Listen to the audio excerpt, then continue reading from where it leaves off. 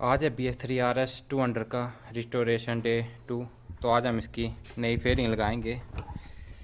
पुरानी फेड हो चुकी है, रैप करवाया हुआ है आगे वाली में, पिछला फेड ही है। तो आज इसको हम चेंज करेंगे। न्यू फेयरिंग आ चुकी है। मडगार्ड हमने पहले ही चेंज करवा दिया है, ग्रेफाइट ब्लैक। बाकी फेयरिंग भी ऐसे करेंगे। हमारी न्यू फेयरिंग के पार्ट ये तो भी, और ये पुराने जो हम चेंज करा बैठे हैं, ये अपना टैंक है, ये फेस है। तो फेस ब्लैक लगा हुआ है, टैंक सिल्वर लगा है। अब ये नई वाली फेयरिंग चढ़ाएंगे सिल्वर की। पैनल लग चुके हैं, बैक कह रहे हैं वो मैकेनिक के पास जाके लगवाने पड़ेंगे क्योंकि हमारे पास टूल्स की कमी है कुछ। बैक फेयरिंग भी लग गई है, आप चेक कर सकते हैं। तनु भाई ने लगा दी है।